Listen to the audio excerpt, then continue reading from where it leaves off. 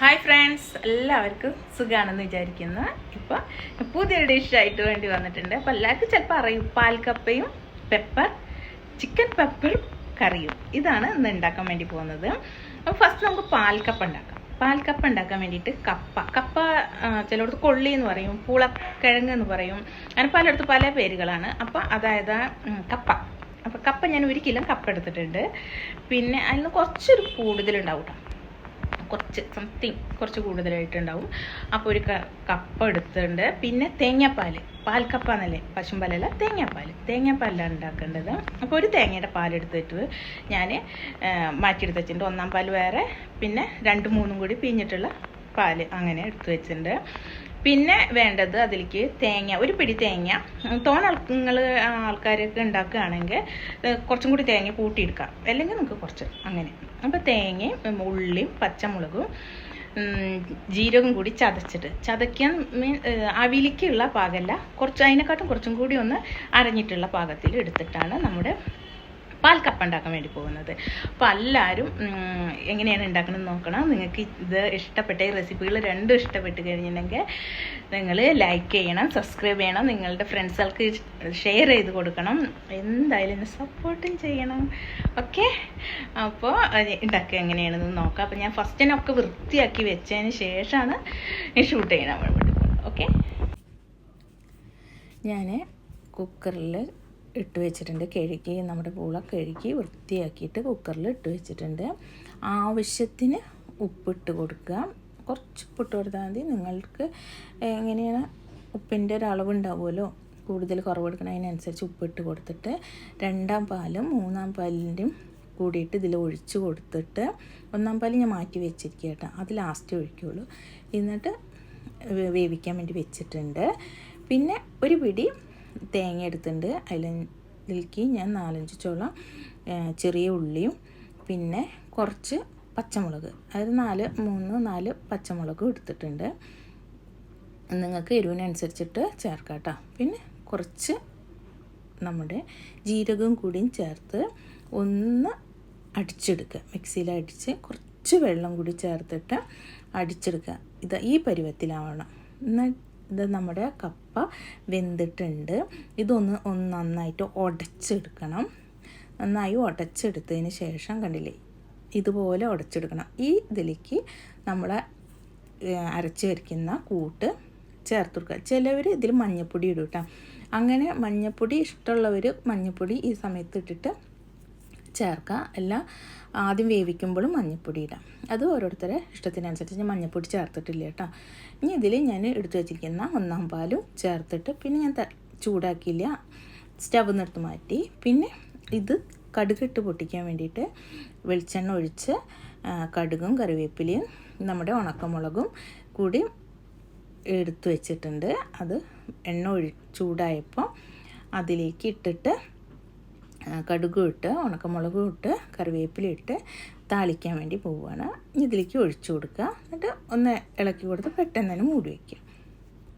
അടുത്തത് ഞാൻ chicken pepper കറിയാണ് ഉണ്ടാക്കുന്നത്. ഒരു കുറുങ്ങനുള്ളൊരു കറി പോലെ. നമ്മുടെ പൂളയിലേക്കും പൊറോട്ടയ്ക്കൊക്കെ പറ്റിയ രീതിയിലാണ് ഉണ്ടാക്കുന്നത്. അതിൽ ഞാൻ ചിക്കൻ കഴുകിയെടുത്ത് വെച്ചിട്ടുണ്ട്. പിന്നെ ചെറിയ ഉള്ളി, തക്കാളി, സവാള, 3-4 ഉണക്കമുളക്, കറിവേപ്പില, ഇഞ്ചി, വെളുത്തുള്ളി ചതച്ചത്, പച്ചമുളക്, ഇത്ര സാധനങ്ങളാണ് എടുത്തു വെച്ചിട്ടുള്ളത്. പിന്നെ ഉപ്പ്, മഞ്ഞൾപ്പൊടി, മല്ലിപ്പൊടി, ഗരം മസാലപ്പൊടി എടുത്തിട്ടുണ്ട്. ഇത് പാത്രം ചൂടാവാൻ വേണ്ടി വെച്ച് അതിലേക്ക് എണ്ണ ഒഴിച്ചു കൊടുക്കുകയാണ്. ആവശ്യത്തിന് എണ്ണ ഒഴിച്ച് കൊടുത്തിട്ടുണ്ട്. ഞാൻ ഒരു 3 വലിയ ടേബിൾ സ്പൂൺ എണ്ണ ഒഴിച്ചിട്ടുണ്ട്. അതിലേക്ക് ഇഞ്ചി വെളുത്തുള്ളി ചതച്ചതാണ് ഇട്ട് കൊടുത്തിട്ട് ഒന്ന് മൂപ്പിച്ചെടുക്കുക. എന്നിട്ട് നന്നായിട്ടൊന്ന് ഇളക്കി കൊടുക്കുക. ഇളക്കിയിട്ട് അതിൻ്റെ ഒരു ചെറുങ്ങനെ ഒന്ന് മൂക്കുക. ഒരു പരിവുണ്ടല്ലോ, നല്ല മൂക്കല്ല, ഒന്ന് പച്ചമണം മാറുമ്പോൾ തോക്കമുളക്, അതായത് ഉണക്കമുളക് പൊട്ടിച്ചിട്ട് കൊടുക്കുക. പിന്നെ ചെറിയ ഉള്ളി ഇട്ട് കൊടുക്കുക. ചെറിയ ഉള്ളി ഇട്ടിട്ട് ഒന്ന് നന്നായിട്ട് ഇളക്കി കൊടുക്കുക. അത് നന്നായിട്ട് വരേണ്ട ആവശ്യമില്ല. ജസ്റ്റ് ഒന്ന് വഴണ്ടാൽ മതി. അപ്പോൾ തന്നെ നമുക്ക് സവാള ഇട്ട് കൊടുക്കാം കേട്ടോ.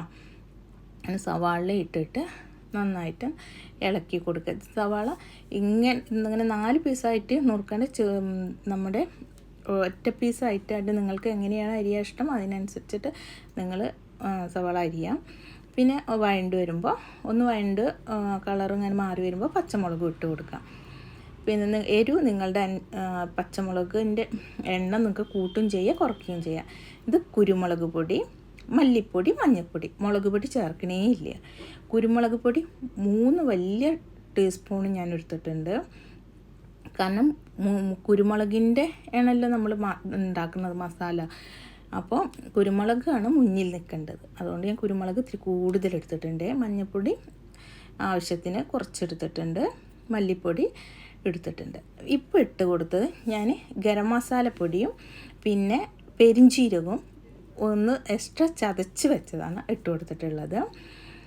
പിന്നെ ആവശ്യത്തിന് ഉപ്പ് ഇട്ട് കൊടുത്ത് തക്കാളി ഇട്ട് കൊടുത്ത് നന്നായിട്ട് വഴറ്റിയെടുക്കണം. കുറച്ച് വെള്ളം ഒഴിച്ചു കൊടുക്കണം. എന്നിട്ട് നന്നായിട്ട് വഴറ്റിയെടുക്കണം.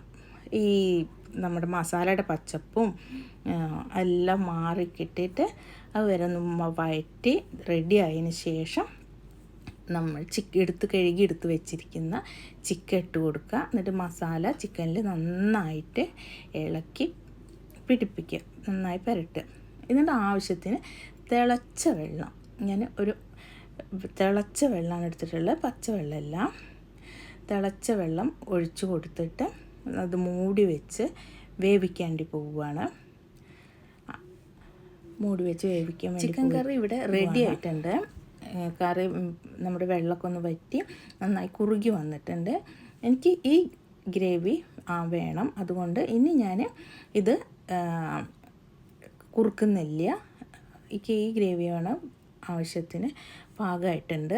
ഉപ്പും കാര്യങ്ങളൊക്കെ ഈ സമയത്ത് ഒന്ന് നിങ്ങൾ ടെസ്റ്റ് ചെയ്ത് നോക്കുക. ഇല്ലെങ്കിൽ കുറച്ച് ഉപ്പൊക്കെ ഇട്ട് കൊടുക്കുക.